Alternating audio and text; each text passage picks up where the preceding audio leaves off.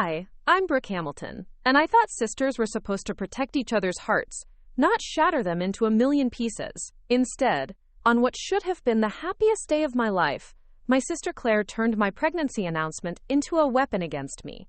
She didn't just steal my moment. She twisted it into something so cruel that it left our entire family stunned into silence. Before we jump back in, tell us where you're tuning in from, and if this story touches you, make sure you're subscribed, because tomorrow, I've saved something extra special for you. But what Claire didn't count on was our father, Colonel David Hamilton, a man who'd spent 30 years in the Air Force learning exactly how to handle people who crossed the line. When he finally stepped in, it wasn't just intervention, it was justice served with military precision. The warm North Carolina sun filtered through the tall pine trees surrounding our family home in Fairview, casting dancing shadows across the wraparound porch where I sat clutching the positive pregnancy test in my trembling hands. The sweet scent of magnolia blossoms drifted on the late spring breeze, mixing with the distant sound of jets from Pope Army Airfield, where my father had served faithfully for over 2 decades. This military town had shaped every aspect of our lives, from the precisely scheduled family dinners to the way we addressed conflict with direct honesty and unwavering loyalty. Or so I thought. I pressed the plastic test against my chest, feeling my heart race with a mixture of pure joy and nervous anticipation. After 3 years of marriage to Ryan, we had been trying for a baby for 8 months, each negative test chipping away at our hope a little more. Now, finally, those 2 pink lines stared back at me like a promise fulfilled. I was 7 weeks pregnant, and today was going to be the day I shared the news with my family during our traditional Sunday dinner gathering. The Hamilton family dinners were sacred in our household. Every Sunday at exactly 1800 hours, military time ingrained in our DNA, we would gather around Mom's antique oak dining table that had been passed down through 3 generations of Air Force families. Dad would carve whatever roast Mom had prepared, and we would go around the table sharing highlights from our week. It was structured, predictable, and filled with the kind of warm tradition that made military life feel stable, despite constant relocations throughout our childhood. I had spent the entire morning preparing for this moment. In my purse sat a small gift box wrapped in soft yellow paper, containing tiny baby booties I'd found at the Fairview boutique downtown. Inside the card, I'd written a simple message: grandparents-to-be, reporting for duty in December. I knew Dad would appreciate the military reference, and Mom would probably cry happy tears before gathering me into one of her fierce hugs. Ryan had wanted to be here for the announcement, but his deployment to Germany meant he would miss this precious moment. We had video called last night, both of us giddy with excitement as we planned exactly how I would reveal the news. He made me promise to record Dad's reaction, knowing how much our father had been looking forward to becoming a grandfather. The thought of Ryan missing this made my chest tight with longing. But military families learned to celebrate milestones across time zones and continents. As I walked up the familiar front steps, the sound of my heels clicking against the painted wood, I could hear voices drifting from the kitchen. Mom's gentle laugh mixed with Claire's sharper tone, and I felt that familiar knot form in my stomach. My relationship with my younger sister had grown increasingly strained over the past 2 years. Ever since her messy divorce from her college sweetheart had left her bitter and resentful toward anyone who seemed to be living the life she thought she deserved. Claire had always been the more dramatic of the Hamilton daughters, the one who craved attention and seemed to thrive on chaos. Where I had followed Dad's example of quiet discipline and measured responses, Claire had inherited Mom's emotional intensity but without the wisdom that comes with maturity. At 26, she still lived in the guest room of our childhood home, working part-time at a local salon while spending most of her evenings scrolling through social media and complaining about how unfair life had become. I pushed through the front door, calling out my usual greeting, as the familiar sense of Mom's pot roast and rosemary potatoes enveloped me like a warm embrace. The house looked exactly as it had throughout our childhood, with Dad's military commendations displayed proudly on the mantel and Mom's collection of ceramic angels watching over us from every shelf. Family photos chronicled our journey from base to base, a visual timeline of a military family that had learned to call anywhere home as long as we were together. Dad emerged from his study, still impressive in his civilian clothes but carrying himself with the unmistakable bearing of a career military officer. At 54, Colonel David Hamilton commanded respect wherever he went, his steel-gray hair perfectly trimmed, and his piercing blue eyes that seemed to assess every situation with tactical precision. He wrapped me in a bear hug that lifted me slightly off the ground, his familiar cologne mixing with the scent of the leather chair where he spent his evenings reading military history. "There's my responsible daughter," he said with genuine warmth, and I felt that familiar surge of pride at earning his approval. Dad had always appreciated my steady nature, the way I approached challenges with the same methodical planning he'd learned in his military career. While Claire had spent her teenage years testing boundaries and creating drama, I had focused on academics, eventually earning my degree in education and landing a position teaching 4th grade at Fairview Elementary. Mom bustled out of the kitchen wearing her favorite apron, the one covered in tiny American flags that Dad had brought her from a base exchange years ago. Patricia Hamilton had mastered the art of creating stability in an unstable military life, and her Sunday dinners were legendary among our father's colleagues. She kissed my cheek, leaving a faint trace of her signature lipstick, and immediately began fussing over whether I looked tired, if I was eating enough, and when Ryan would be returning from his latest deployment. Claire appeared in the doorway, her dark hair falling in perfect waves around her shoulders, wearing a dress that was just a little too tight and a little too short for a family dinner. She had always been the more conventionally beautiful Hamilton sister, with Mom's delicate features and an innate sense of style that made her the center of attention in any room. But lately there had been something harder in her green eyes, a restless energy that seemed to be constantly searching for the next drama to insert herself into. "Well, look who finally showed up," Claire said with that particular tone she'd perfected, the one that sounded almost playful but carried an undercurrent of criticism. "I was starting to think you'd found something more important than family dinner." I forced a smile, determined not to let her mood dampen my excitement. "Wouldn't miss it for the world. You know how much these dinners mean to all of us." Dad glanced between us with the practiced eye of someone who'd spent years managing personnel conflicts, but Mom quickly shepherded us all toward the dining room before any tension could escalate. The table was set with her best china, the pieces carefully arranged with military precision that would have made any general proud. Fresh flowers from her garden created a centerpiece that filled the room with the sweet fragrance of late spring, and candles flickered in the waning afternoon light streaming through the lace curtains. We took our traditional seats around the table, Dad at the head with his back to the window so he could see everyone's faces, Mom to his right, and Claire and I across from each other. The empty chair where Ryan usually sat felt particularly noticeable today, but I pushed aside the loneliness, focusing instead on the precious secret I was about to share.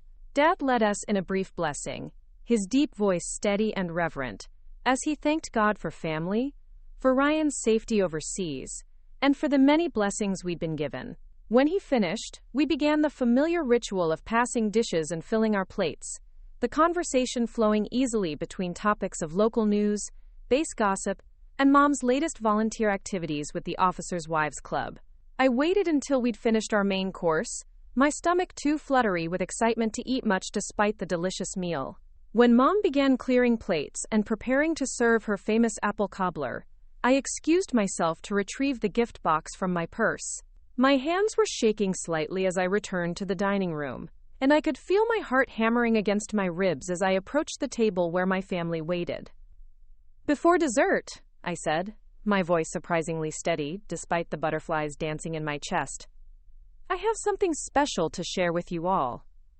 I placed the small yellow box in the center of the table, watching as curious smiles spread across Mom and Dad's faces. Claire's expression remained neutral, but I caught a flicker of something I couldn't quite identify in her eyes. Perhaps it was curiosity, or maybe just the usual annoyance she seemed to feel whenever attention wasn't focused on her. "Go ahead, honey," Mom encouraged, settling back into her chair with the anticipation of someone who lived for these precious family moments. "What's the occasion?" I took a deep breath, savoring this last moment before everything changed, before our family expanded and a new chapter began. "Ryan and I wanted you to know that in December, you're going to become grandparents." The silence that followed felt suspended in time, as if the entire world had paused to absorb the magnitude of what I just shared. Mom's hand flew to her mouth, her eyes immediately filling with tears of joy, while Dad's face broke into the widest smile I'd seen from him in years. For just an instant, everything was perfect, exactly as I'd imagined it would be. Then Claire's voice cut through the moment like a blade through silk. "Congratulations, Brooke," she said, her tone strangely flat. "I guess it's time everyone knew the truth about your perfect little marriage." The temperature in the room seemed to drop 10 degrees as all eyes turned to Claire. Mom's joyful expression faltered, confusion replacing celebration, while Dad's smile faded into the stern look he wore when addressing subordinates who'd crossed a line. "Claire," Dad said quietly, his voice carrying the warning tone that had kept rowdy airmen in line for decades. "What are you talking about?" Claire stood up slowly, her hands pressed flat against the table as she leaned forward with the predatory grace of someone about to deliver a killing blow. "I'm talking about the fact that Brooke's been lying to all of us. That baby she's carrying? It's not Ryan's." The words hit me like a physical blow, stealing the breath from my lungs and making the room spin around me. For a moment, I couldn't process what she'd said, couldn't comprehend how my sister had just taken the most joyful moment of my life and twisted it into something so vile and destructive. Preparing and narrating this story took us a lot of time, so if you are enjoying it, subscribe to our channel. It means a lot to us. Now back to the story. "That's not true," I whispered, my voice barely audible above the sound of my heart shattering. "Claire, how could you say something like that?" But she wasn't finished. Claire reached into her purse and pulled out her phone, scrolling through it with the practiced efficiency of someone who'd been planning this moment. "I have proof, actually. Screenshots of text messages between Brooke and someone named Marcus. Pretty steamy stuff, and dated right around the time this baby would have been conceived." The room erupted into chaos. Mom gasped, her hand clutching her chest as if Claire's words had caused actual physical pain. Dad's face went through a series of expressions, from shock to confusion to the cold fury that I'd only seen him display when dealing with the most serious military infractions. "Claire Elizabeth Hamilton," he said, his voice cutting through the chaos with military authority. "You will explain yourself right now." But I was already on my feet, tears streaming down my face as the magnitude of what was happening crashed over me. This wasn't just a lie. It was character assassination delivered by the person who was supposed to love and protect me more than anyone else in the world. Claire had taken my pregnancy announcement, the moment Ryan and I had dreamed about for months, and weaponized it into the cruelest possible attack. "There are no text messages," I said, my voice growing stronger with each word despite the tears. "There is no Marcus. There is no affair. Claire is making this up, and I don't understand why." Claire's eyes flashed with something that looked almost like satisfaction as she watched the devastation spread across our family's faces. "Show them your phone then, Brooke. If there's nothing to hide, prove it." The trap was perfectly laid, and I realized with horrifying clarity that this had been planned. Claire had orchestrated this entire scene, choosing the moment of my greatest joy to deliver maximum damage. She knew that even if I proved her wrong, the seed of doubt would be planted. The perfect announcement I'd envisioned was already destroyed, replaced by accusations and suspicion that would forever taint this memory. Dad stood up slowly, his 6-foot frame imposing even in civilian clothes, and the room fell silent except for Mom's quiet sobbing. When Colonel David Hamilton spoke, it was with the voice of a man who'd commanded respect in war zones and boardrooms, who'd never tolerated dishonesty or cowardice in any form. "Brooke," he said, his eyes never leaving Claire's face, "go get your phone. Claire, you'll provide these alleged screenshots, right now." As I walked toward my purse on shaking legs, I could feel the weight of 30 years of family history pressing down on us all. Everything we'd built together, every Sunday dinner, every holiday tradition, every moment of love and loyalty, was being tested by one person's need to destroy what she couldn't have for herself. But what Claire had forgotten, what she'd failed to calculate in her cruel equation, was that our father hadn't earned the rank of colonel by accepting accusations without evidence. He hadn't survived 3 decades in the military by allowing chaos to reign in his ranks. And he certainly hadn't raised 2 daughters, only to watch one destroy the other without consequences. The battle lines were drawn in Mom's pristine dining room, between the flickering candles and the family photos that chronicled better times. Claire thought she'd won by firing the first shot, but she'd underestimated the man who'd taught us both that honor wasn't just a word. It was a way of life worth fighting for. As I returned with my phone, determined to prove my innocence and expose Claire's lies, I had no idea that this was just the beginning. The war for our family's truth was about to begin, and Claire was about to learn what happened when you crossed a Hamilton who'd sworn an oath to protect and defend. The late afternoon sun had shifted, casting longer shadows across the dining room, as if even the light itself was retreating from the darkness Claire had introduced into our sacred space. But in those shadows, I caught a glimpse of something I'd never seen before in my father's eyes. Not just disappointment or anger, but the cold calculation of a military strategist who'd just watched an enemy reveal their hand. Claire thought she'd destroyed me, but she'd actually awakened something far more dangerous. A father's protective instinct combined with 30 years of tactical experience. The real battle was about to begin, and my sister had no idea what kind of opponent she'd just made of Colonel David Hamilton. My hands trembled as I unlocked my phone, the familiar device suddenly feeling foreign and heavy in my grasp. The silence in the dining room was suffocating, broken only by the steady tick of the grandfather clock in the hallway and Mom's occasional sniffles as she dabbed at her eyes with her linen napkin. Claire stood across from me like a prosecutor presenting evidence to a jury, her expression a mixture of smug satisfaction and barely concealed venom that made my stomach churn with a new kind of nausea that had nothing to do with morning sickness. Dad remained standing at the head of the table, his posture rigid and commanding, hands clasped behind his back in the parade rest position that had become second nature after 3 decades of military service. His eyes moved between Claire and me with the calculated precision of a commanding officer assessing a volatile situation, and I could practically see the gears turning in his tactical mind as he prepared to handle what was rapidly becoming the most serious family crisis we'd ever faced. "Show me your phone, Claire," Dad commanded, his voice carrying the authority that had earned him respect from generals and enlisted personnel alike.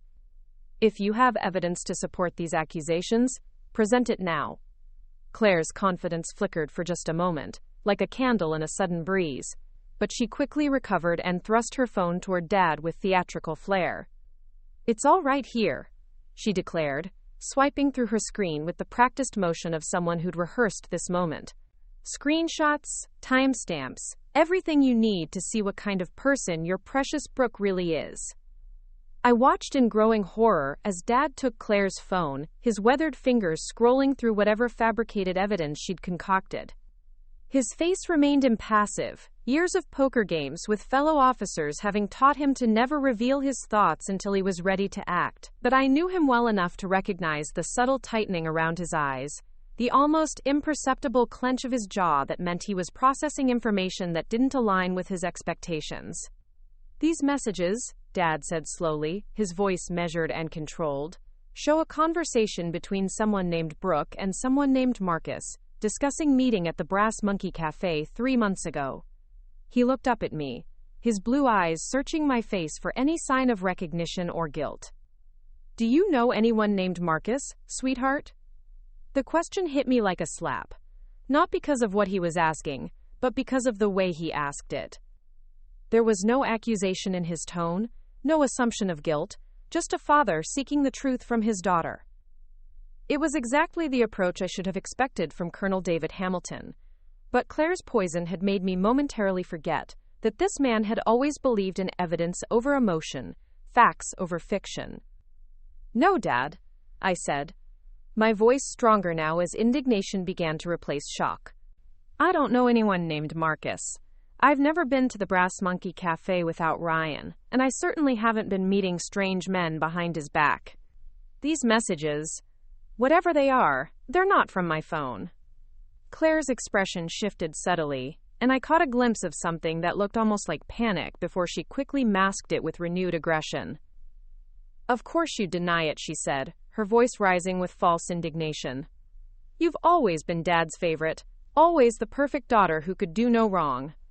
But I know what I saw, and I have proof." "What you have," Dad said, handing the phone back to Claire with deliberate precision, "are screenshots that could have been created by anyone with basic photo editing skills. What you don't have is any actual evidence that these messages came from Brooke's phone. He turned to me, his expression softening slightly. May I see your phone, honey? I handed it over without hesitation, my heart hammering with a mixture of relief and lingering anxiety. I knew there was nothing incriminating on my phone, but Claire's attack had been so sudden and vicious that part of me wondered if somehow she'd managed to plant evidence there too. The thought was paranoid and irrational, but that's what emotional warfare does. It makes you question everything you know to be true about yourself. Dad navigated through my phone with surprising efficiency for someone who still occasionally needed help with his tablet. He checked my text messages, my call log, my social media accounts, even my deleted messages folder. With each swipe and tap, his expression grew grimmer, but not in the way Claire had anticipated. This wasn't the face of a father discovering his daughter's betrayal. This was the face of a commanding officer uncovering a deliberate campaign of deception. There are no messages to or from anyone named Marcus, Dad announced, his voice cutting through the tension like a sword through silk. No calls, no social media interactions, no deleted conversations, nothing. He placed my phone gently on the table and turned his full attention to Claire, who had gone noticeably pale despite her defiant posture. Mom, who had been sitting in stunned silence throughout this entire exchange, finally found her voice. Claire, Elizabeth, what is going on here? Why would you make up something so horrible about your sister? The use of Claire's full name carried the weight of 26 years of maternal authority, and for a moment, my sister looked like the little girl who used to hide behind Mom's skirts when she'd been caught in a lie. But instead of confession or remorse, Claire's face hardened with the kind of desperate fury that comes from being cornered with no escape route. You're all so gullible, she spat, her mask finally slipping completely. Perfect Brooke can do no wrong, right? She's the responsible one, the good daughter, the one who married the perfect military husband and teaches adorable little children. Well, maybe I'm tired of living in her shadow. Maybe I'm tired of everyone acting like she's some kind of saint when the rest of us are just trying to survive. The raw honesty of her words hung in the air like smoke from a battlefield, and for the first time since this nightmare began, I understood what was really happening. This wasn't about pregnancy announcements or fictional affairs or text messages. This was about years of accumulated resentment, about a younger sister who felt overshadowed and overlooked, who had reached such a desperate place that she was willing to destroy her own family to feel important again. Claire, I said softly, my anger beginning to transform into something closer to pity. This isn't about me being perfect. I'm not perfect, and I've never claimed to be. This is about you being hurt and lashing out at the wrong people. But my attempt at compassion only seemed to inflame her further. Don't you dare psychoanalyze me, she snarled, her green eyes blazing with fury. Don't you dare stand there with your fake sympathy and pretend you understand what it's like to be the disappointment, the failure, the one everyone whispers about behind closed doors. Dad stepped forward, and something in his posture had changed. Gone was the patient father seeking truth. Now he was Colonel Hamilton, prepared to handle a threat to his unit's cohesion and morale. That's enough, he said, his voice dropping to the low, dangerous tone that had made seasoned sergeants stand at attention. You will not speak to your sister that way in this house. You will not fabricate lies to hurt this family. And you will certainly not turn what should have been a joyous occasion into your personal battlefield. Claire laughed, but it was a bitter, broken sound that seemed to echo off the walls. Joyous occasion? Do you want to know what's joyous, Dad? Watching everyone fawn over Brooke while I can't even get a job interview. Watching her get everything handed to her while I struggle to pay for gas money. Watching her announce her perfect pregnancy while I can't even get a second date because apparently I'm too damaged for anyone to love. The pain in her voice was so raw, so genuine, that it cut through my anger and went straight to my heart. This was my little sister, the girl who used to crawl into my bed during thunderstorms, who taught me how to braid friendship bracelets and shared her Halloween candy when I ate mine too fast. Somewhere along the way, that sweet, sensitive child had become this wounded, angry woman who felt so lost that she was willing to blow up our family to make herself feel better. Claire, Mom said, rising from her chair and moving toward her younger daughter with arms outstretched. Sweetheart, we had no idea you were struggling so much. We want to help you. But not like this. Never like this. But Claire stepped back, rejecting Mom's embrace with a gesture that was both defiant and heartbreaking. I don't want your help, she said, though her voice cracked slightly on the words. I want you to see Brooke for what she really is instead of putting her on a pedestal all the time. I want you to notice that I exist too. The silence that followed was different from the earlier shocked quiet. This was the heavy, sad silence of a family realizing how badly they'd failed one of their own, how years of small oversights and unintentional slights had accumulated into this moment of devastating betrayal. We had all been so focused on celebrating my news that we'd missed the signs of Claire's desperation, her need for attention and validation that had grown so acute she was willing to destroy what mattered most. Dad moved closer to Claire, but his approach was different now.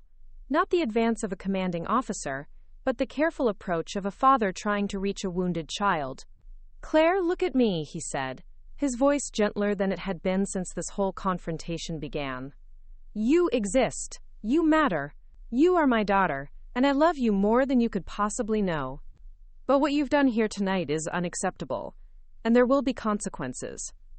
Something in Claire's expression shifted at the word consequences, and I saw a flicker of the old fear that used to cross her face when Dad pulled out his serious voice during our childhood. Colonel Hamilton had never been a harsh disciplinarian, but when he said there would be consequences, he meant it, and those consequences were always proportional to the severity of the offense. You fabricated evidence of infidelity, Dad continued, his voice taking on the formal tone he used when addressing military tribunals. You attempted to destroy your sister's marriage and reputation with malicious lies. You turned what should have been a celebration of new life into an attack on family unity. These are not the actions of someone who made a mistake in a moment of anger. These are the calculated actions of someone who planned to cause maximum damage. Claire's defiance was crumbling now, replaced by something that looked dangerously close to panic. Dad, I'm not finished, he said, cutting her off with military precision. You live in this house rent-free. You eat food purchased with money your mother and I earned. You drive a car that's registered and insured under our policy. You have built your entire adult life on the foundation of family support, and tonight you use that security as a platform to attack the very people who've been keeping you afloat. The weight of his words settled over the room like dust after an explosion, and I could see Claire beginning to understand the full scope of what she'd unleashed. This wasn't just a family argument that would blow over after a few days of cold shoulders and awkward conversations. This was a fundamental breach of trust that threatened the very fabric of our relationships. Mom sank back into her chair, looking older than I'd ever seen her, the joy of impending grandmotherhood completely overshadowed by the realization that her family was fracturing before her eyes. 31 years, she whispered, more to herself than to any of us. 31 years I've been trying to raise you girls to love and support each other, and this is what it comes to. The pain in Mom's voice was unbearable, and I saw tears beginning to stream down Claire's face as the full impact of her actions finally began to sink in. But there was no taking it back now, no way to undo the damage she'd inflicted with her lies and accusations. The trust that had been the bedrock of our family had been cracked, and everyone in that room knew it would take more than apologies to repair what had been broken. Dad walked to the window and stood there for a long moment, his hands clasped behind his back as he stared out at the base in the distance where he'd built his career and reputation on principles of honor, integrity, and loyalty. When he turned back to face us, his expression was that of a commanding officer who'd made a difficult but necessary decision. Claire, he said, his voice steady and final, you have 72 hours to find alternative living arrangements. You are no longer welcome in this house. The words hit the room like a bomb blast, and Claire's face went white with shock. Dad, you can't be serious.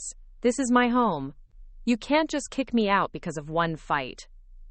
This isn't one fight, Dad replied, his voice never wavering. This is a pattern of behavior that has culminated in an unforgivable attack on your family. You chose to weaponize lies against your sister during one of the most important moments of her life. You showed complete disregard for the truth, for her feelings, and for the stability of this family unit.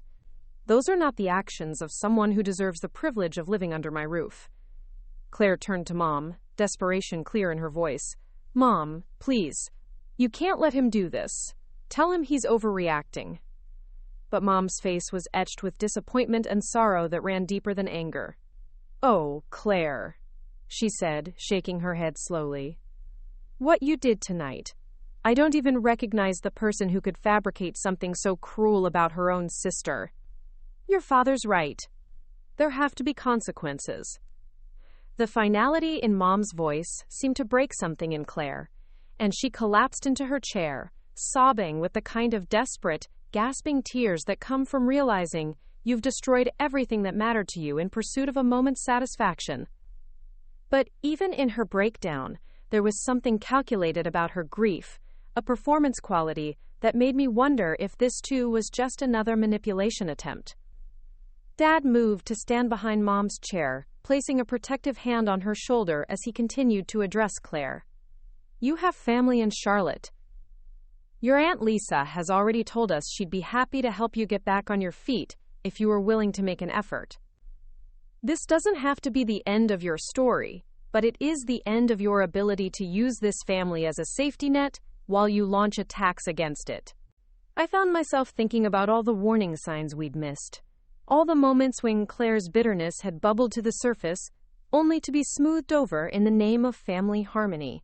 Her constant complaints about unfairness, her tendency to turn every conversation back to her own problems, her inability to celebrate anyone else's success without finding a way to diminish it.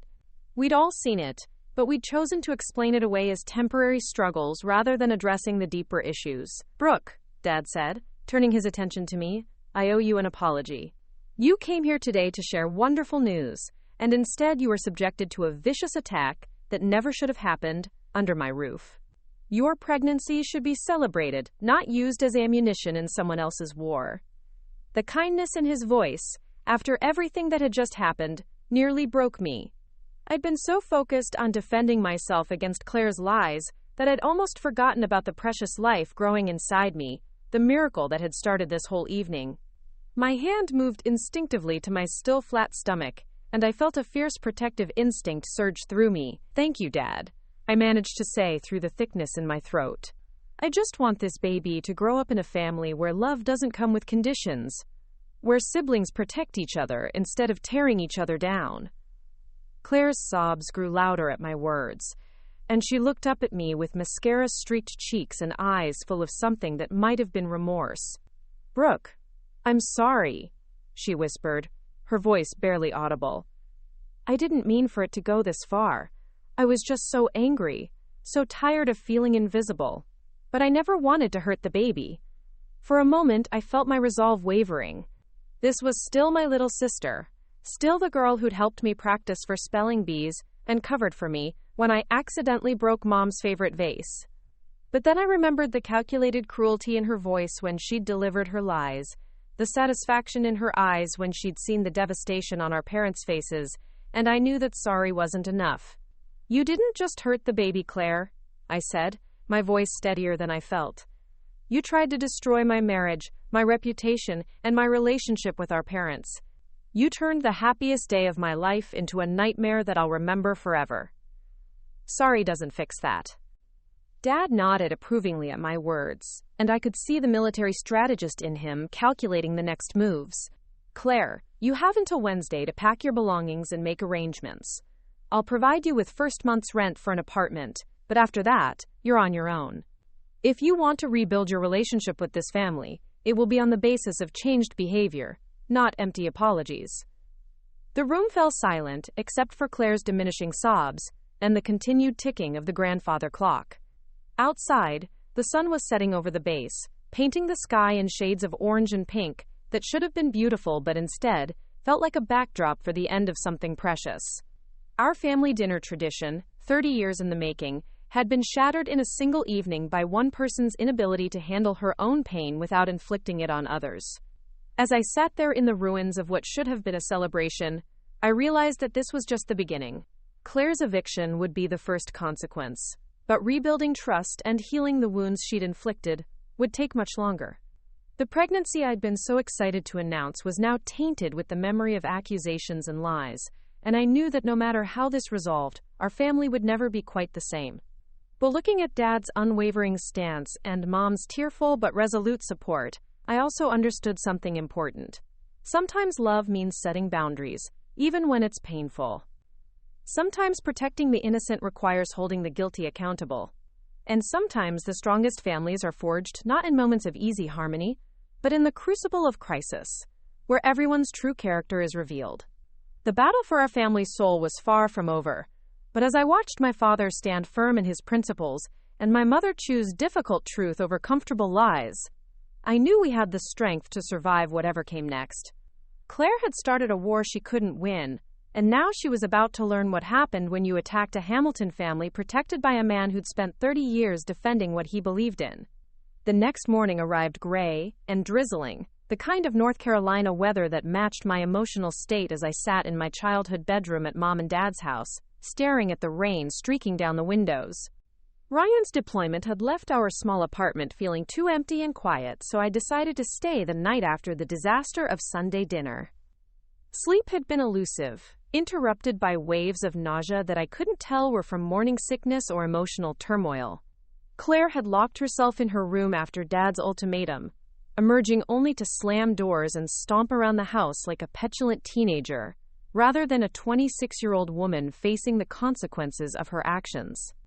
The sounds of her rage echoed through the walls we'd grown up behind, but instead of the familiar guilt that used to wash over me when Claire was upset, I felt something new, a cold, protective determination that surprised me with its intensity. My phone buzzed constantly throughout the night, with messages from extended family members who'd somehow already heard about the confrontation. Military communities were notoriously tight-knit, and news traveled faster than gossip at a church social. Aunt Lisa had called 3 times, alternating between offering support and trying to mediate a reconciliation that I wasn't ready to consider. Cousin Tyler had sent a series of increasingly concerned texts, culminating in a promise to drive down from Raleigh if I needed backup. But it was the message from Ryan that finally broke through my emotional numbness. He'd called at 3 a.m. his time, his voice crackling through the overseas connection as he tried to process what I'd told him about Claire's attack. The rage in his voice when I described her fabricated affair allegations had been both comforting and terrifying, reminding me that my husband was a soldier trained for combat who didn't take kindly to threats against his family. "I'm requesting emergency leave," he'd said, his words clipped with military efficiency. "I should be home within 48 hours. Nobody attacks my wife and child while I'm gone and gets away with it." The protective fury in his voice had made me cry harder than anything else that had happened, not from sadness but from relief. Ryan's love was steady and unwavering, a rock I could anchor myself to while everything else felt like it was spinning out of control. Claire's lies couldn't touch that foundation, couldn't shake what we'd built together through 3 years of marriage and 2 deployments. I made my way downstairs to find Dad already at the kitchen table with his morning coffee and tablet, reading military news with the same focused attention he'd given to intelligence briefings throughout his career. He looked up as I entered, his weathered face creased with concern that went deeper than the surface tension of family conflict. "How are you feeling this morning, sweetheart?" he asked, setting aside his tablet and giving me his full attention. "And I'm asking about both you and the baby." The question was so like him, practical and caring without being overwhelming. "Physically, I'm okay. A little queasy, but the doctor said that's normal." Emotionally, I trailed off, not sure how to articulate the complex mixture of anger, sadness, and protective instinct that had kept me awake most of the night. Dad nodded, understanding filling his eyes. "What Claire did last night was psychological warfare, pure and simple. She identified your greatest joy and turned it into a weapon against you. That kind of calculated cruelty doesn't just disappear with an apology." His military terminology should have felt cold, but instead it was oddly comforting. Dad understood conflict in ways that most people didn't, could see the strategic elements that others missed. Claire hadn't just lashed out in a moment of jealousy. She'd planned an attack designed to cause maximum damage with surgical precision. Mom appeared in the doorway wearing her bathrobe and an expression that suggested she'd slept about as well as I had. Her usual morning routine of perfectly styled hair and full makeup had been abandoned in favor of the kind of raw exhaustion that comes from watching your family implode in real time. "Any word from Claire?" she asked, though her tone suggested she wasn't sure she wanted to know the answer. "She's been on the phone with someone for the past hour," Dad replied, his expression neutral. "I assume she's making arrangements. Though with Claire, you never know if she's planning to comply or escalate." As if summoned by our conversation, Claire's voice drifted down from upstairs, raised in what sounded like an argument with whoever was on the other end of her call. The words were muffled by distance and closed doors, but the tone was unmistakably combative, full of the righteous indignation that had become her default setting over the past few years. "She's probably calling everyone she knows to play the victim," I said, surprised by the bitterness in my own voice. "Telling them how mean and unfair we're being, how she's being punished for telling the truth about her horrible sister." Dad's expression hardened slightly. "Let her call whoever she wants. The truth has a way of coming out, especially in a community like this, where people have known our family for years. Anyone who believes Claire's version without asking questions isn't someone whose opinion matters anyway." His confidence was reassuring, but I knew the damage had already been done in some ways. Even if everyone ultimately sided with me, there would always be people who remembered the accusations, who wondered if maybe there was some truth to Claire's claims. The court of public opinion was messier than military tribunals, less concerned with evidence than with entertainment value. The sound of footsteps on the stairs interrupted my brooding, and Claire appeared in the kitchen doorway looking like she'd aged 5 years overnight. Her face was puffy from crying, her hair unwashed and tangled, but there was still something defiant in her posture that suggested she wasn't ready to surrender completely. "I need to talk to all of you," she announced, her voice hoarse from whatever phone conversation she'd been having. "I've been thinking about this all night, and there are things you need to understand." Dad set down his coffee cup with deliberate precision, the small ceramic click against the saucer somehow ominous in the morning quiet. "The time for talking was before you decided to fabricate evidence and attack your sister. Now is the time for action and consequences." But Claire pressed on, seemingly oblivious to the ice in Dad's voice.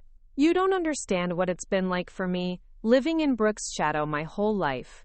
Perfect grades, perfect husband, perfect job, and now a perfect pregnancy. Do you have any idea what that does to a person's self-esteem?"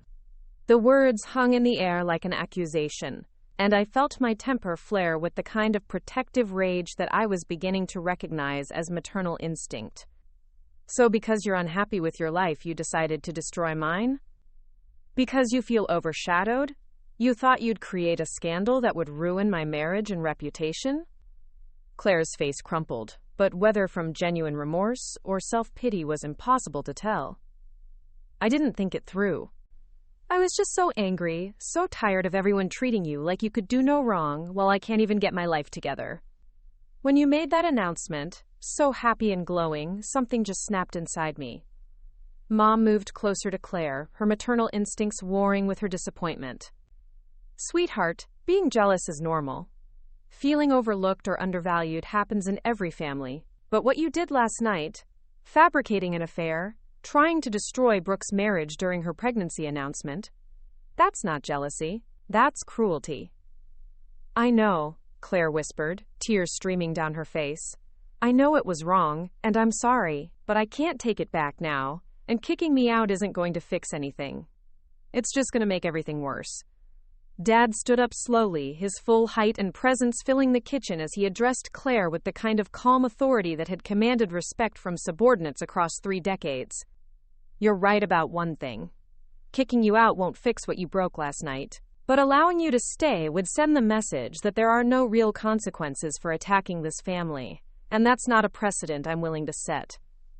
The finality in his voice seemed to deflate Claire's last hopes of reprieve, and she sank into the nearest chair with the defeated posture of someone who'd finally realized the full scope of their mistake. But even in her apparent surrender, I could see the calculating look in her eyes that had become so familiar over the past few years.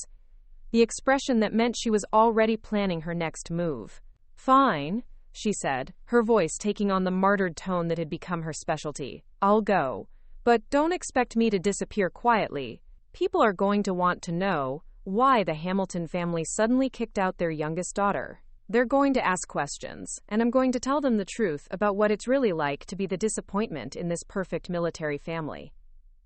The threat was delivered with the kind of calculated precision that revealed how much thought Claire had put into this moment, how she'd already begun planning her narrative of victimhood and persecution. She wasn't just leaving, she was preparing to wage a public relations war designed to damage our family's reputation in the tight-knit military community where perception was everything. Dad's expression didn't change, but I caught the subtle shift in his posture that meant he was transitioning from family patriarch to strategic commander. "Claire, you're certainly free to tell whatever story you choose, but I'd advise you to be very careful about what version of the truth you decide to share." There was something in his tone that made Claire look up sharply, and for the first time since this whole confrontation began, I saw genuine uncertainty flicker across her face. Colonel David Hamilton hadn't earned his rank by backing down from threats, and Claire was about to discover that 30 years of military experience had taught him a thing or two about information warfare. "What's that supposed to mean?" Claire demanded, but some of the fire had gone out of her voice. Dad walked to his study and returned with a thin manila folder that he placed on the kitchen table, with the same ceremonial precision he'd once used for presenting commendations. "It means that if you choose to wage a public campaign against this family, you should be prepared for the possibility that other people might share their own truths about your behavior over the past few years." Claire's face went pale as Dad opened the folder to reveal what looked like printed emails, text message screenshots, and handwritten notes. "What is that?" she asked, though her voice suggested she already suspected the answer. "Documentation," Dad replied simply. "Letters from former employers about your attendance issues and conflicts with coworkers. Screenshots of social media posts where you've made increasingly hostile comments about family members. Records of bounced checks and unpaid debts that your mother and I have quietly covered. A timeline of the escalating pattern of manipulation and emotional blackmail you've used against this family over the past 2 years." The silence that followed was deafening. Claire stared at the folder as if it contained evidence of war crimes, which, in a way, it did. Evidence of a sustained campaign of emotional warfare that she'd waged against the people who loved her most. "You've been keeping files on me?" she whispered, her voice breaking with something that might have been genuine hurt beneath the shock. "I've been documenting concerning behavior patterns," Dad corrected, his tone remaining professionally neutral. "When someone you love begins showing signs of escalating instability, you pay attention, you keep records. You hope you'll never need them, but you prepare for the possibility that you might." Mom looked stricken by this revelation, clearly unaware that Dad had been quietly building a case against their youngest daughter. "David, you never told me about any of this." "Because I hoped it wouldn't be necessary," he replied, his voice softening slightly as he looked at his wife. "I hoped Claire would recognize that her behavior was destructive and make changes on her own. Last night proved that my optimism was misplaced." Claire stood up abruptly, knocking her chair backward in her haste to escape the weight of evidence arrayed against her. "This is insane. You're treating me like I'm some kind of criminal instead of your daughter who's going through a rough patch. A rough patch that has lasted 2 years and culminated in a vicious attack on your pregnant sister," Dad replied, closing the folder but keeping his hand resting on top of it. "Claire, I want you to understand something very clearly. If you choose to leave quietly and work on rebuilding your life, this documentation stays in this folder and never sees the light of day. But if you decide to wage a public war against this family, if you try to damage our reputation or spread lies about any of us, then this information becomes relevant to people's understanding of your credibility and motivations." The threat was delivered with the kind of calm professionalism that made it more terrifying than any amount of shouting could have been. Dad wasn't angry. He was strategic, prepared, and completely in control of the situation. Claire had brought a knife to a gunfight, without realizing that her opponent had been trained in psychological warfare by the United States Air Force. "You're blackmailing me," Claire said, but her voice lacked conviction. "I'm providing you with information about the likely consequences of your choices," Dad corrected. "Just as the military provides intelligence briefings before missions. What you do with that information is entirely up to you." I watched this exchange with a mixture of admiration and unease. Part of me was grateful that Dad had been paying attention to Claire's escalating behavior, that he'd prepared for this possibility and was ready to protect our family from further attacks. But another part of me was disturbed by the clinical way he documented his own daughter's problems, the military efficiency with which he'd built a case against someone he was supposed to love unconditionally. Claire seemed to deflate completely, the fight going out of her as she realized the impossible position she'd maneuvered herself into.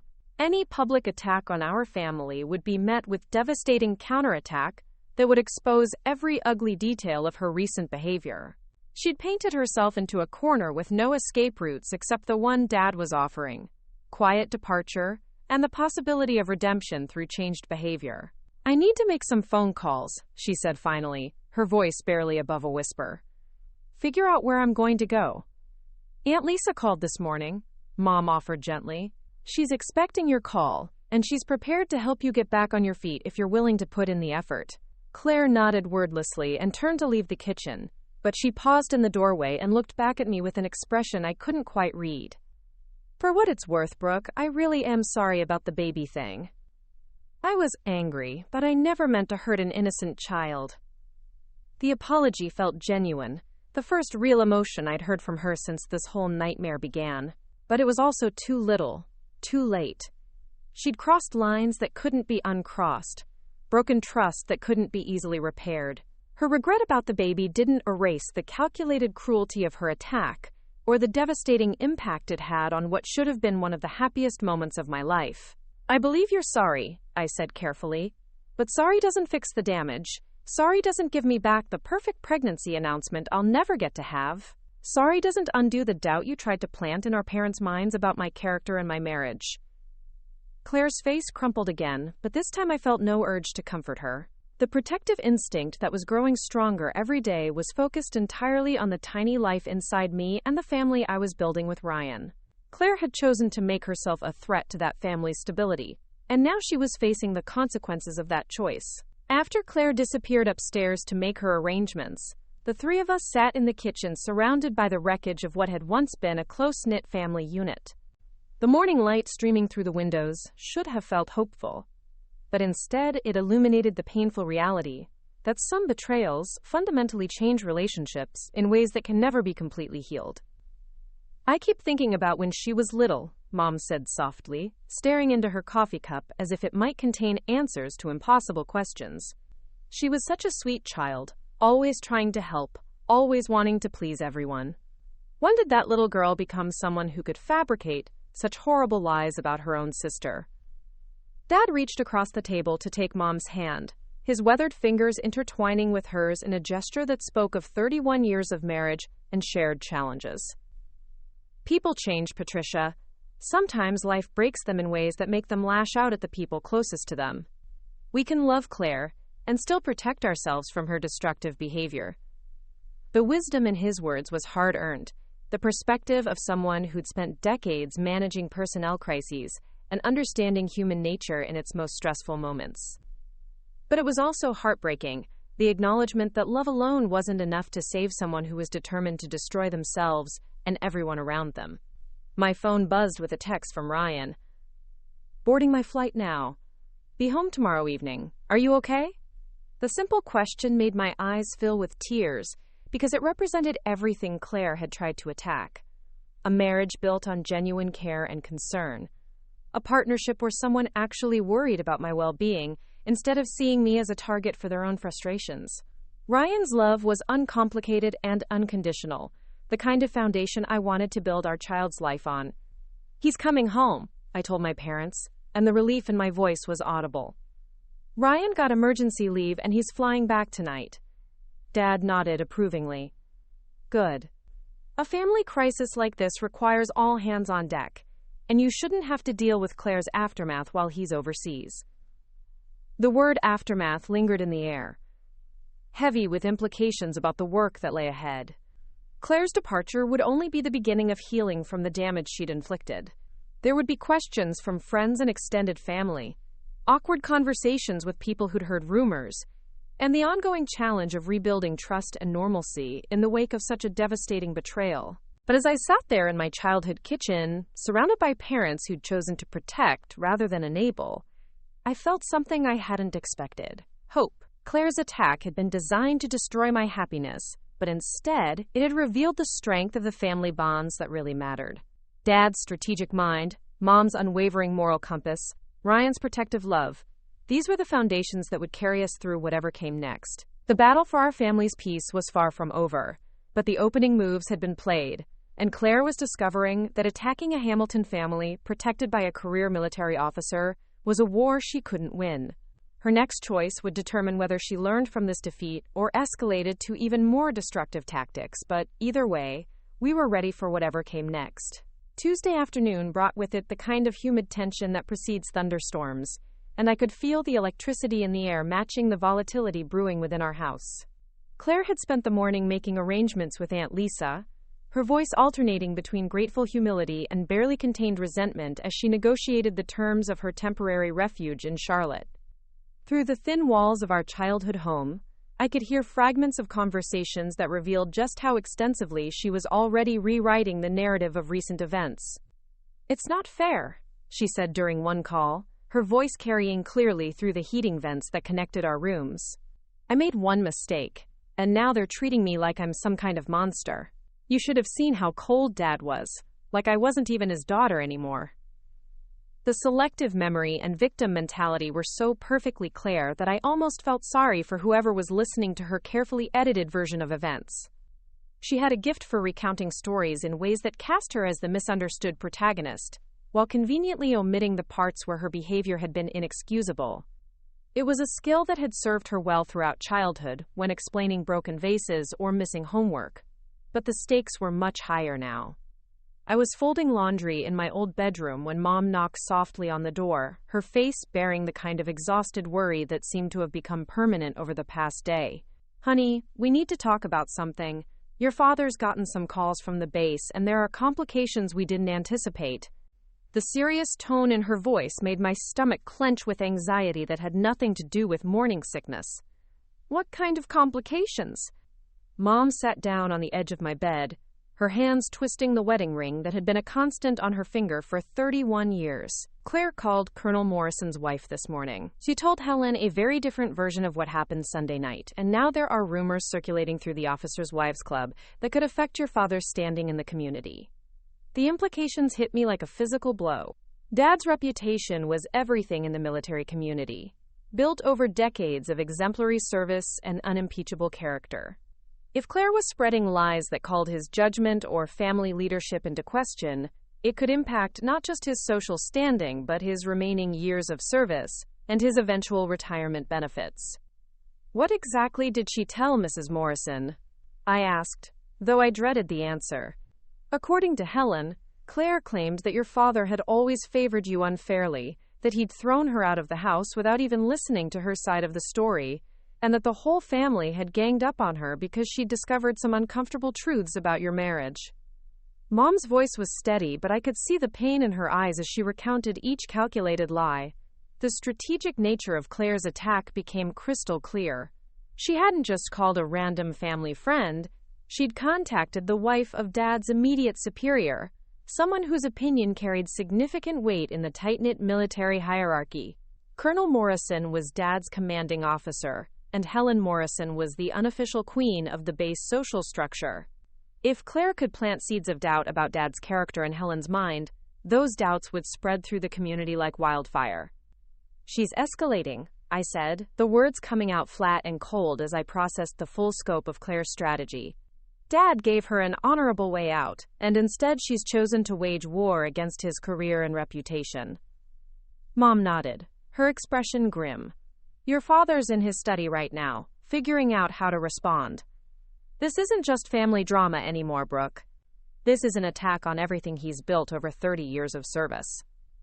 The protective rage that had been simmering since Sunday night suddenly blazed into full intensity. It was one thing for Claire to attack me during my pregnancy announcement, but targeting Dad's career crossed a line that transformed this from family conflict into something much more serious.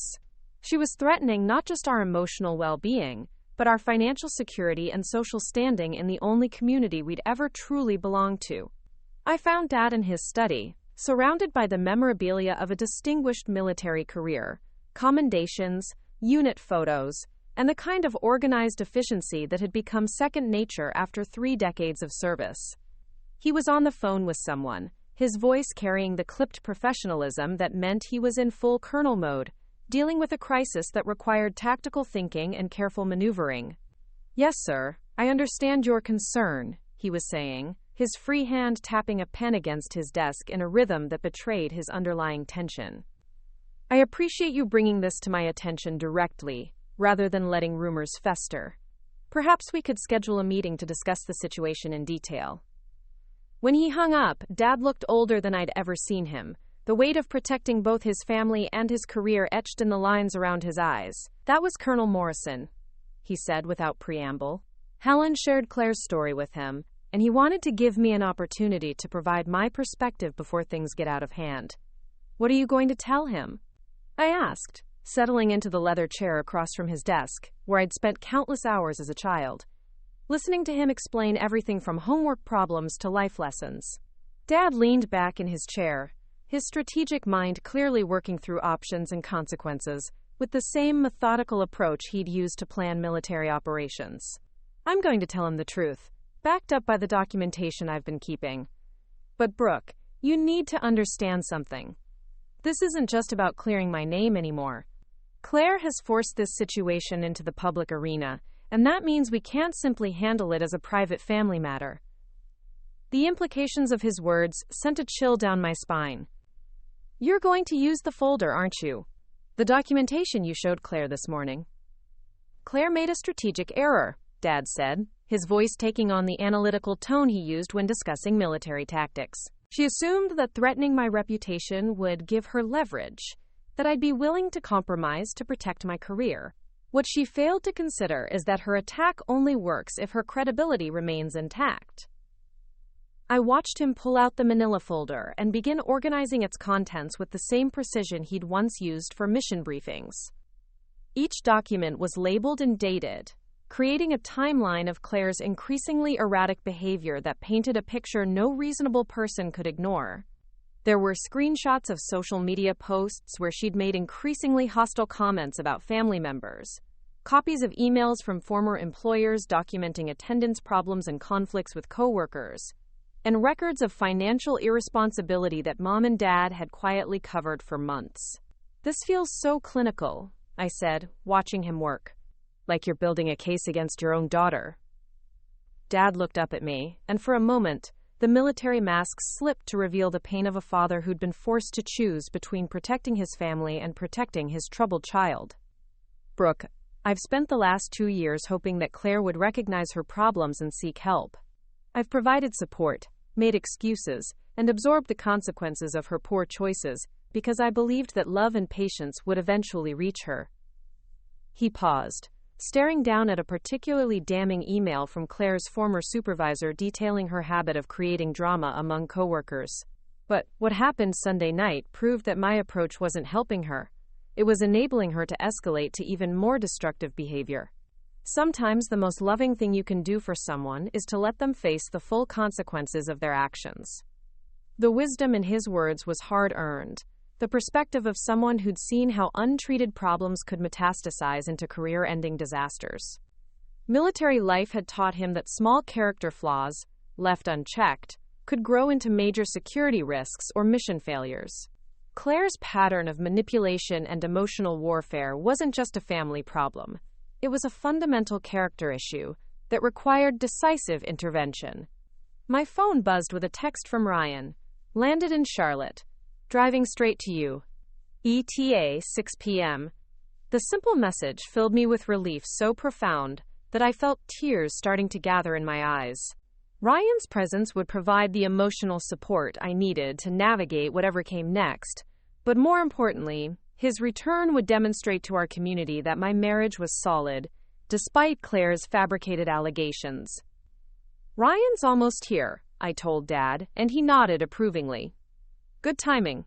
We're meeting with Colonel Morrison at 1900 hours, and I want Ryan there to address any lingering questions about your marriage directly."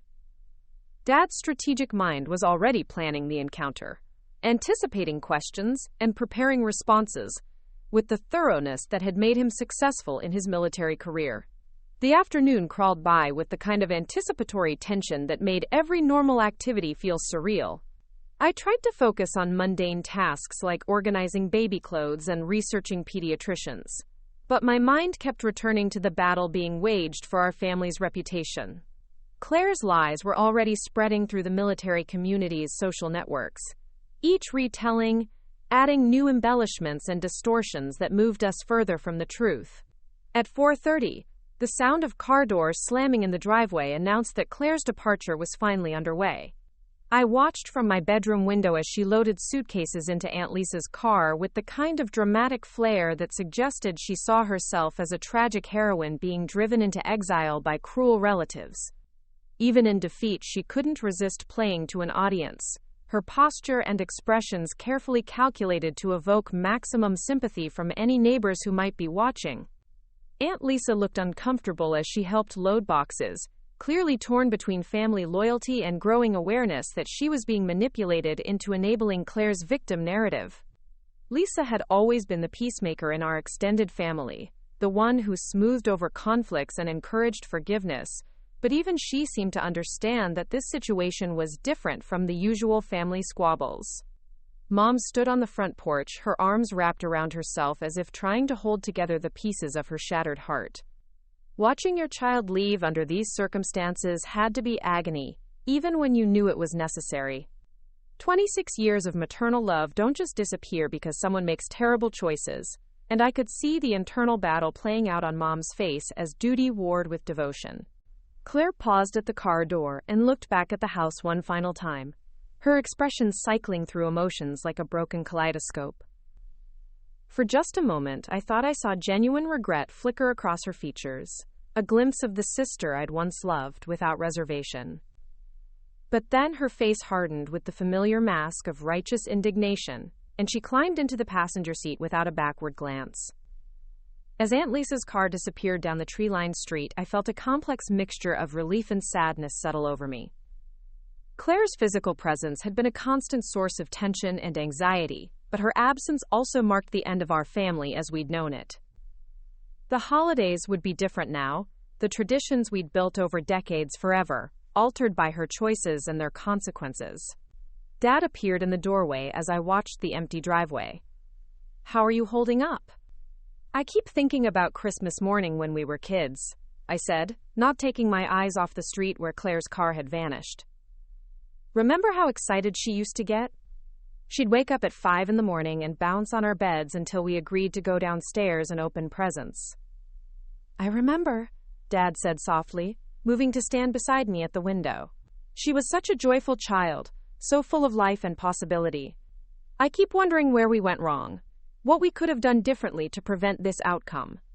The pain in his voice was raw and unguarded, the anguish of a parent who'd failed to save his child from her own destructive impulses. Military leaders were trained to accept responsibility for mission failures, to analyze what went wrong and implement changes to prevent future problems. But parenting didn't offer the same clear metrics for success and failure, the same obvious solutions to complex human problems. "You didn't go wrong," I said firmly, turning to face him. "Claire made her own choices, and those choices led her here. You can't save someone who doesn't want to be saved, no matter how much you love them or how many opportunities you give them." Dad nodded, but I could see that my words provided only limited comfort. The guilt of a parent whose child had gone astray was a burden that logic couldn't easily lift, a weight that would probably stay with him, regardless of how this situation ultimately resolved. At 5:45, Ryan's rental car pulled into the driveway with the kind of precision parking that marked him as someone accustomed to military efficiency. I ran to meet him, my heart soaring as he emerged from the driver's seat, looking tired but determined.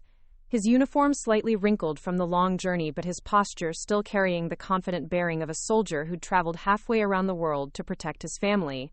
The moment his arms closed around me, the tension I'd been carrying for the past 48 hours finally began to ease. Ryan's embrace was solid and reassuring, the physical manifestation of a love that Claire's lies couldn't touch or diminish. His hands found my still, flat stomach, and I saw tears gather in his eyes as the reality of our pregnancy hit him anew. "Are you okay?"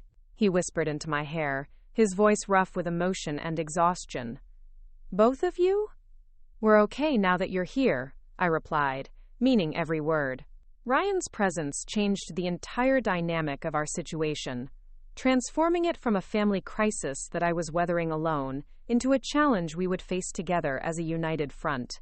Dad emerged from the house to greet Ryan with the kind of firm handshake and direct eye contact that conveyed respect between military professionals. "Son, I'm sorry you had to cut your deployment short for this nonsense, but I'm glad you're here. We have a situation that requires some careful handling."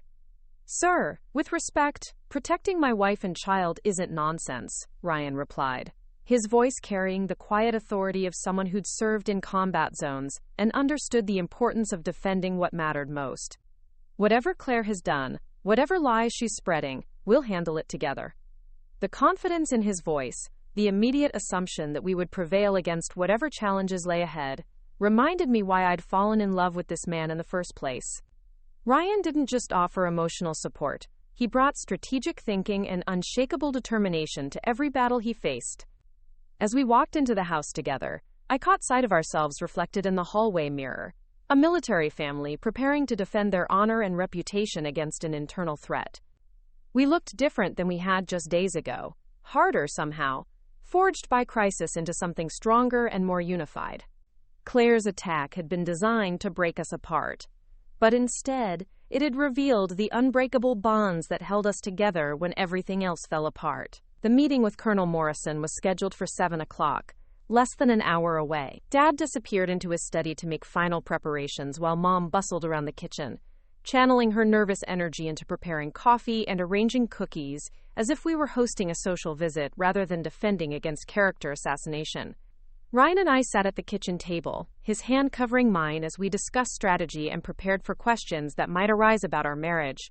"The important thing," Ryan said, his voice calm and measured, "is that we present a united front.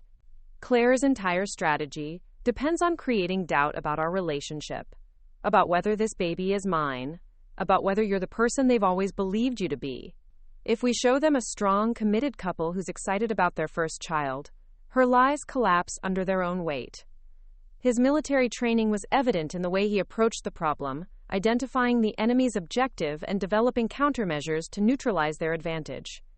Claire had chosen to wage war against our family, but she'd underestimated the tactical capabilities of the forces arrayed against her. At 6:55, Colonel Morrison's official vehicle pulled into our driveway, the sight of it sending a flutter of nerves through my stomach that had nothing to do with pregnancy. This man held Dad's career in his hands, and Claire's lies had forced us to defend not just our family's honor but our economic security and social standing in the community that had been our home for over a decade. Dad met Colonel Morrison at the door with the kind of formal courtesy that marked important military encounters, but I could see the underlying tension in his posture as he invited his commanding officer into our living room. Morrison was a tall, imposing man in his late 50s, with the kind of weathered face and direct gaze that spoke of decades spent making difficult decisions under pressure. "Dave, I appreciate you agreeing to meet on such short notice," Morrison said, settling into Dad's favorite armchair with the casual authority of someone accustomed to command. "Helen was quite concerned about what she heard from your daughter today, and I thought it best to get your perspective before this situation gets out of hand." The formal politeness of the exchange couldn't disguise the serious nature of what was happening. This wasn't a social visit between friends. This was an official inquiry into allegations that could impact Dad's career and our family's standing in the military community. Claire's escalation had forced us into a very public battle for our reputation, and the stakes couldn't have been higher. Dad handed Morrison the manila folder, with the same ceremonial precision he'd once used for presenting mission briefings. "Sir, I believe you'll find that the documentation in this file provides important context for understanding my daughter Claire's recent allegations against our family. As Morrison began reviewing the evidence Dad had compiled, I watched his expression shift from polite interest to growing concern, and finally to something that looked like professional disappointment. The pattern of behavior documented in those pages painted a picture of someone whose credibility was fundamentally compromised, whose history of manipulation and emotional instability called into question everything she'd told Helen Morrison. "This is quite comprehensive," Morrison said finally, looking up from the folder with the kind of expression that suggested he'd reached some preliminary conclusions. "How long has this pattern been developing?" "Approximately 2 years," Dad replied, his voice maintaining the neutral professionalism that had served him well throughout his career. "We'd hoped that patience and support would help Claire work through her issues, but Sunday night's incident proved that our approach was enabling rather than helping her." Morrison nodded slowly, the gesture of someone who understood the complexity of dealing with troubled family members while maintaining professional responsibilities. Military families faced unique pressures, and the stress of multiple deployments and relocations could sometimes manifest in unexpected ways. But understanding the causes didn't excuse the consequences, especially when those consequences threatened the integrity of the entire unit. Ryan cleared his throat and leaned forward slightly, his posture respectful but confident, as he prepared to address the elephant in the room. "Sir, if I may, I'd like to address the allegations Claire made about my marriage. My wife and I have been together for 5 years, married for 3, and this pregnancy is the result of careful planning and mutual desire to start our family. Any suggestion otherwise is not just false. It's an attack on everything we've built together." The sincerity in Ryan's voice was unmistakable, the kind of genuine emotion that couldn't be faked or manufactured for effect. Morrison studied both of us carefully, his experienced eye assessing not just our words but our body language, the subtle cues that revealed the true nature of our relationship. "The allegations were quite specific," Morrison said carefully. "Helen mentioned text messages, evidence of infidelity, claims that the pregnancy timing didn't align with your deployment schedule." I felt my face flush with anger at the reminder of Claire's lies, but Ryan squeezed my hand gently, a silent reminder to stay calm and professional. "Sir, my deployment records are available for review, and they clearly show that I was home during the conception window for this pregnancy.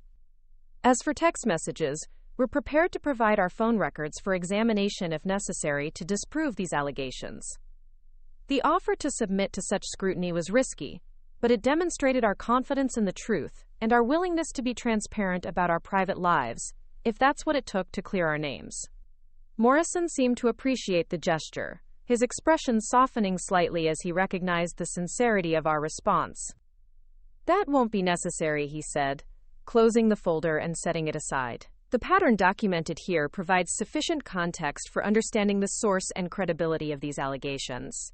Dave, I'm sorry your family has been put through this ordeal, and I want you to know that Helen and I will make sure the correct version of events is communicated to the appropriate parties." The relief that flooded through me was so intense that I felt momentarily dizzy. Morrison's support meant that Claire's lies would be publicly discredited, that our family's reputation would be restored, and that Dad's career would remain untarnished by his daughter's desperate attack. But even as I celebrated this victory, I knew that the war Claire had started was far from over. Her departure from our house was just the first battle in what promised to be a longer campaign to rebuild our family's stability and heal the wounds she'd inflicted. The real test would come in the weeks and months ahead, as we worked to move forward from this crisis and create the kind of peaceful environment our unborn child deserved. 3 months later, the autumn air carried the crisp promise of winter. As I stood in the nursery Ryan and I had been decorating, my hand resting on the gentle curve of my growing belly. At 20 weeks, our daughter was active and strong, her kicks a constant reminder that life moves forward, despite the chaos others try to create around us. The soft yellow walls we'd chosen seemed to glow in the afternoon sunlight, streaming through windows that overlooked the small garden Mom had helped me plant when we'd finally moved into our own place off base. The house Ryan and I had purchased was modest but perfect for our growing family. with enough space for a nursery and a home office where I could work on my lesson plans without the underlying tension that had poisoned the atmosphere at my parents' house during Claire's final months there. The distance from the base was manageable, and more importantly, it gave us the independence we needed to heal from the wounds Claire had inflicted, while building something entirely our own. Colonel Morrison's support had proven invaluable in the weeks following our confrontation with Claire's lies. Word of his confidence in our family's integrity had spread quickly through the military community, effectively neutralizing any lingering doubts about our character or the circumstances surrounding my pregnancy. The tight-knit nature of military society that had initially made us vulnerable to Claire's attack ultimately worked in our favor once the truth became clear. Dad's career had not only survived Claire's assault, but had actually been strengthened by the way he'd handled the crisis. His methodical documentation and professional response had impressed his superiors, demonstrating the kind of strategic thinking and crisis management skills that marked effective leadership. When his promotion to brigadier general was announced 6 weeks ago, the irony wasn't lost on any of us that Claire's attempt to destroy his reputation had instead showcased exactly why he deserved advancement. The promotion ceremony had been bittersweet, marking both a professional triumph and a personal reckoning with the cost of protecting our family from internal threats. Mom had cried during the pinning ceremony, tears that held equal measures of pride and grief for the daughter who should have been there to celebrate this milestone, but had chosen a different path instead. Claire's life in Charlotte had followed a predictable trajectory of initial gratitude, followed by escalating demands and manufactured drama. Aunt Lisa had lasted exactly 6 weeks before calling Dad to report that Claire was repeating the same patterns of behavior that had led to her eviction from our house.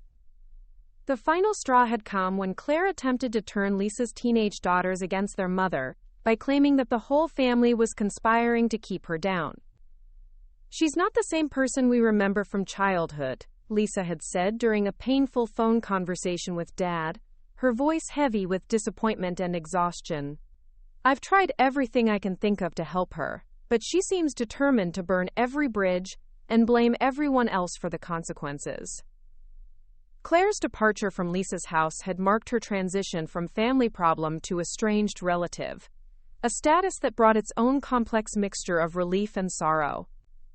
The periodic reports we received through extended family members painted a picture of someone spiraling through a series of temporary living situations and short-lived jobs, always convinced that her problems were caused by other people's unfairness rather than her own choices. The last direct contact we'd had with Claire came through a letter she'd sent to Mom 2 months ago, a rambling 5-page document that alternated between apologies and accusations, self-pity and grandiose claims about the successful new life she was building. The letter had upset Mom for days, not because of its content, but because of what it revealed about Claire's continued inability to accept responsibility or seek genuine help for her problems. "She sounds lost," Mom had said after reading the letter for the 3rd time, searching for some sign that her younger daughter was finding her way back to stability. "Like she's trying to convince herself as much as us that she's doing well." Dad had read the letter once and filed it away with the rest of his Claire documentation, his expression grim but unsurprised. "She's still running the same playbook," he'd observed.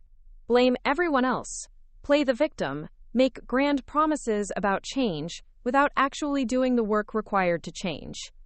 The silence that followed Claire's letter had been both peaceful and haunting, the kind of quiet that comes when someone you love disappears from your life, not through death, but through their own destructive choices. There were moments when I caught myself reaching for my phone to share some small piece of news with my sister before remembering that she was no longer someone I could trust with the intimate details of my life. The baby's nursery had become a sanctuary where I could focus on the future rather than dwelling on the painful past.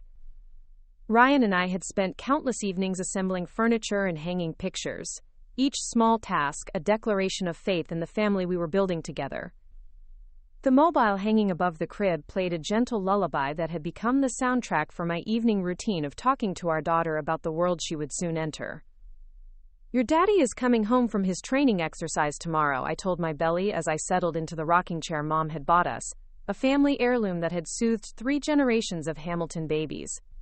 "And your grandparents are going to spoil you absolutely rotten, just like they should." The relationship between my parents and me had deepened significantly since Claire's departure, strengthened by the shared experience of surviving her attack and choosing to protect what mattered most. Dad's willingness to confront his own daughter when she threatened our family's stability had demonstrated a kind of moral courage that went beyond his military training, while Mom's eventual support for his decision had shown me what real strength looked like when tested by impossible choices. Our Sunday dinners had resumed with a smaller but more peaceful gathering, the absence of Claire's unpredictable energy allowing conversations to flow naturally without the underlying tension of wondering when the next explosion might occur. The traditions we'd maintained for decades felt more precious now, earned rather than assumed, built on genuine connection rather than mere obligation. Tyler had driven down from Raleigh last weekend to help Ryan install the ceiling fan in the nursery, his presence filling some of the void left by Claire's absence, while carefully avoiding any discussion of her current circumstances. The unspoken agreement among our extended family seemed to be that Claire had chosen her path and would need to find her own way back to reconciliation if that's what she truly wanted. "Have you thought about what you'll tell your daughter about her aunt someday?" Tyler had asked during a quiet moment while Ryan was in the garage organizing tools. The question had haunted me for days, because it touched on one of my deepest fears about the legacy Claire's choices would leave for the next generation. How do you explain to a child that family doesn't automatically mean safety, that some people can love you and hurt you in the same breath, that sometimes protecting your heart means keeping distance from people whose DNA you share? "I'll tell her the truth in age-appropriate ways," I'd finally answered, the response I'd been rehearsing for weeks. That people make choices, and those choices have consequences, and that sometimes we have to love people from a distance to protect ourselves and our families. The truth was more complicated than that simple answer suggested, layered with the kind of moral complexity that couldn't be reduced to easy explanations. Claire wasn't evil in any traditional sense. She was broken in ways that made her dangerous to the people closest to her, driven by pain and insecurity to lash out at anyone who seemed to have what she wanted for herself. My phone buzzed with a text from Ryan. "Exercise concluded early. Coming home tonight instead of tomorrow. Can't wait to see my girls." The message filled me with the kind of uncomplicated joy that had become more precious since Claire's attack. A reminder that genuine love didn't require constant vigilance or emotional armor. I was preparing dinner when the doorbell rang, an unexpected sound that still made my heart skip with residual anxiety from the months when any unexpected contact might have meant another crisis. Through the peephole, I saw a young woman I didn't recognize holding what appeared to be a package, her nervous demeanor suggesting she wasn't entirely comfortable with whatever errand had brought her to my door. "Are you Brooke Hamilton?" she asked when I opened the door, her voice barely above a whisper. "Yes, can I help you?" The woman glanced around nervously before extending the package toward me. "This is from Claire. She asked me to deliver it personally and make sure you knew she was doing well." The mention of Claire's name sent an involuntary chill down my spine, but I accepted the package with steady hands, my pregnancy hormones apparently providing some emotional insulation against the surprise of this contact. "Are you a friend of hers?" "I work with her at the restaurant," the woman replied, already backing away from my door as if she wanted to escape this awkward encounter as quickly as possible. "She said it was important that you got this, but she didn't want to mail it or call." After the woman left, I sat at my kitchen table staring at the package, as if it might contain something dangerous. Claire's unpredictability made any contact from her feel like potential emotional warfare, even when packaged as what appeared to be a peace offering. The return address showed a location in Asheville, North Carolina, nearly 3 hours away from Charlotte, and farther from our family than she'd ever lived before. Inside the package was a small wooden jewelry box, handcrafted with the kind of careful attention to detail that suggested it had been expensive. A folded note was tucked inside the lid, written in Claire's familiar handwriting but with a steadiness that suggested she'd taken time and care with every word.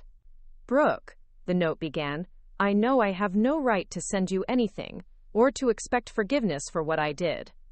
I've been in therapy for the past month, trying to understand why I hurt the people I love most when my own life falls apart. I'm not writing to ask for anything or to make excuses. I just wanted you to know that I think about what I did every day and I'm sorry in ways I don't have words for. This box belonged to our great-grandmother, the one Mom always said would go to the first granddaughter to have a baby. I want your daughter to have it, not because I deserve to be part of her life, but because she deserves to have all the family history she can, even the complicated parts. I hope someday she'll understand that people can love each other and still make terrible mistakes. Take care of yourself and that beautiful baby. Love always, Claire. The letter hit me harder than I'd expected, cutting through months of protective anger to reach the place where I still missed my sister despite everything she'd done. The jewelry box was indeed a family heirloom, one I remembered Mom showing us when we were children, while telling stories about the great-grandmother who'd immigrated from Ireland with nothing but determination and a handful of precious belongings. I was still holding the letter when Ryan's key turned in the front door, his early return from training bringing exactly the emotional support I needed to process this unexpected contact from Claire. He took one look at my face and immediately set down his duffel bag, crossing the kitchen to wrap me in the kind of embrace that had become my anchor through every storm. "What happened?" he asked, his voice gentle but alert to the possibility of new crisis. I showed him the package and letter, watching his expression shift from concern to something more complex as he read Claire's words. Ryan had never known the sister I'd grown up loving, only the bitter, destructive woman who'd attacked our family during our pregnancy announcement. This glimpse of someone who might be seeking genuine change was probably as surprising to him as it was to me. "What do you think?"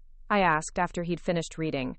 Ryan was quiet for a long moment, his military training evident in the way he considered all angles before responding. "I think she sounds different than before. More self-aware, less focused on blaming everyone else. But I also think that people can say all the right words when they want something, and it's behavior over time that really shows change."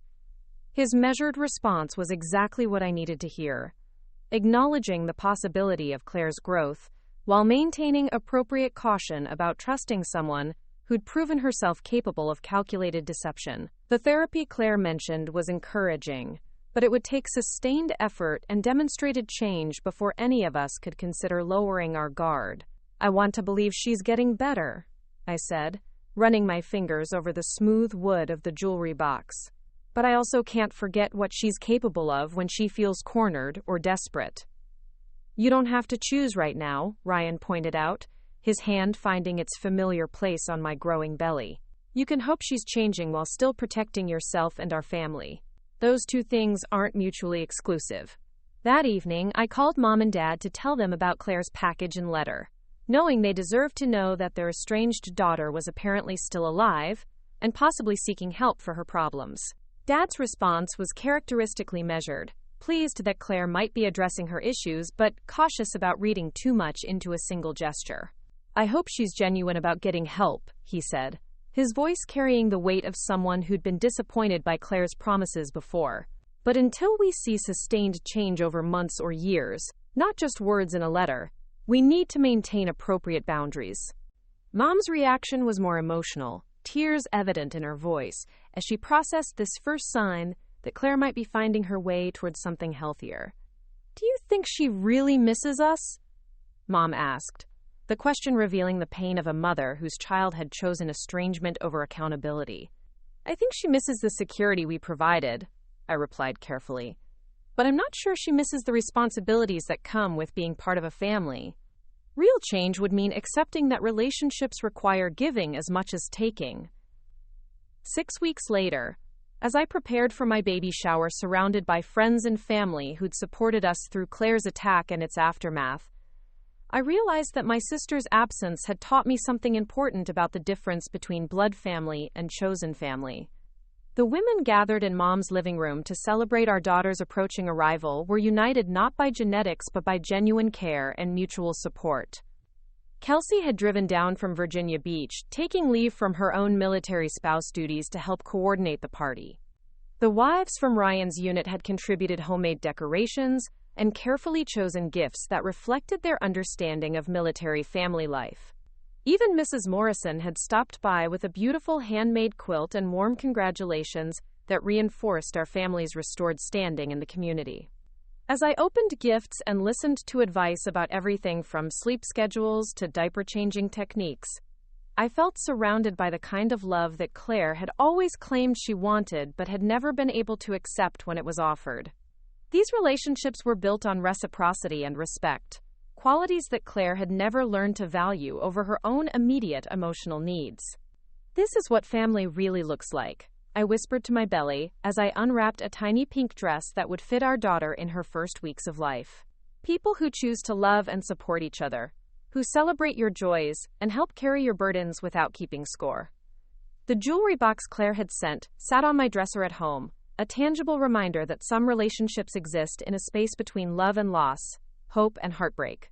I'd placed it there not as a shrine to what we'd once had, but as a symbol of what might still be possible if Claire truly committed to the hard work of changing herself, rather than expecting everyone else to accommodate her dysfunction. Our daughter would grow up knowing she had an aunt who loved her from a distance, whose story would serve as both cautionary tale and testament to the power of choice in shaping our destinies. If Claire continued her therapy and demonstrated real change over time, there might be opportunities for carefully supervised contact in the future. But those decisions would be made based on evidence of sustained growth, not wishful thinking or family guilt. As Ryan and I prepared for our daughter's arrival, we talked often about the kind of family environment we wanted to create for her. We would teach her that love without boundaries isn't really love at all, that healthy relationships require mutual respect and accountability. She would know that she was cherished, not because of what she could provide for others, but because of who she was as an individual. The night before my due date, as Ryan and I lay in bed listening to the December wind rattle our windows, I felt a profound sense of peace about the choices we'd made and the family we were building.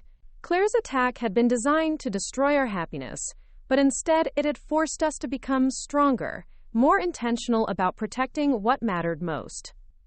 "Are you ready for this?" Ryan asked, his hand resting on my belly as our daughter practiced what felt like gymnastics routines. "I'm ready to meet her," I replied, meaning it completely. "I'm ready to give her the kind of family she deserves, one where love means safety and trust isn't something you have to earn through perfect behavior."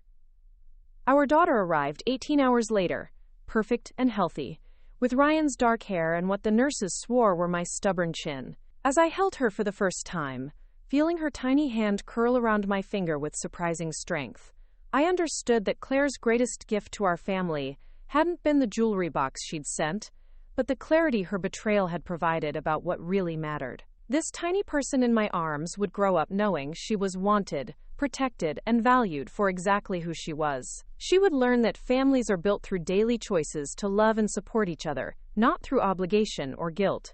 And if someday she asked about the aunt who lived far away, I would tell her the truth, that sometimes people we love make choices that hurt us, but that doesn't mean we stop loving them or hoping they'll find their way to something better. The family traditions we would build with our daughter would be rooted in joy rather than duty, celebration rather than performance. Sunday dinners would be times of genuine connection rather than opportunities for drama and manipulation. Holidays would center on gratitude and togetherness rather than walking on eggshells around someone's unpredictable moods. As I watched Ryan hold our daughter for the first time, tears streaming down his face as he whispered promises about all the adventures they would share, I knew that Claire's absence from this moment was ultimately her loss, not ours. She had chosen conflict over connection, resentment over responsibility, and isolation over the hard work of building genuine relationships. But we had chosen differently. We had chosen to protect what was precious, to build rather than destroy, to create the kind of family that could weather any storm because it was founded on truth, respect, and unconditional love. Our daughter would be raised in that atmosphere of security and acceptance, free to become whoever she was meant to be without the shadow of others' dysfunction hanging over her future. The jewelry box would wait on her dresser, holding treasures and memories she would collect over the years. And maybe someday, if Claire truly found her way to healing and accountability, it might also hold the possibility of an aunt who had learned to love without conditions, to give without taking, to be family in all the ways that really mattered. But until then, we had everything we needed. Each other, our love, and the precious miracle sleeping peacefully in my arms, unaware of the battles that had been fought to secure her place in a family where she would always be safe, always be wanted, and always be enough exactly as she was. Up next, you've got 2 more standout stories right on your screen. If this one hit the mark, you won't want to pass these up. Just click and check them out.